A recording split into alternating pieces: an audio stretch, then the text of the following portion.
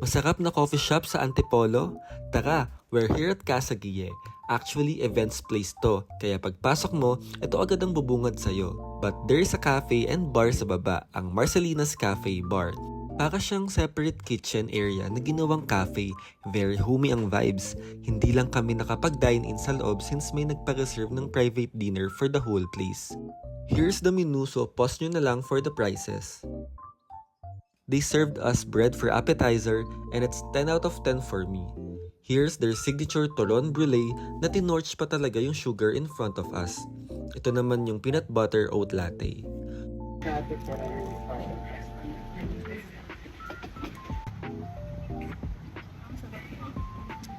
Ay, masarap yung kape.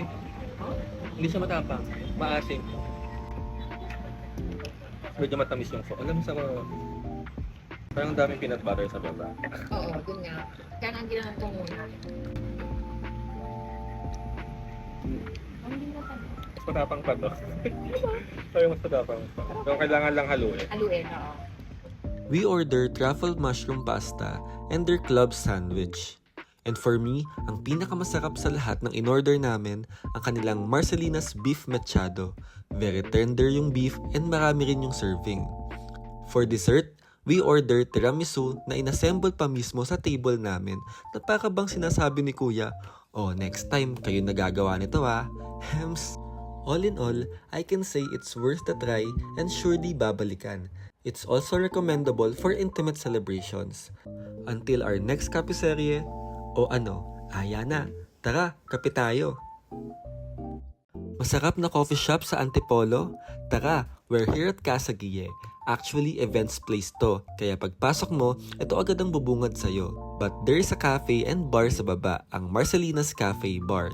Para siyang separate kitchen area na ginawang cafe, very homey ang vibes. Hindi lang kami nakapag-dine-in sa loob since may nagpa-reserve ng private dinner for the whole place. Here's the menu, so pause nyo na lang for the prices. They served us bread for appetizer and it's 10 out of 10 for me. Here's their signature turon brulee na tinorch pa talaga yung sugar in front of us. Ito naman yung peanut butter oat latte.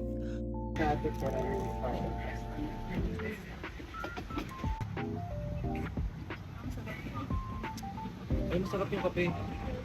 Hindi siya matapang. Maasim. Medyo matamis yung fo. Alam mo sa mga... Parang daming peanut butter sa baba. Oo, dun nga. Kaya nang ginawa ko muna.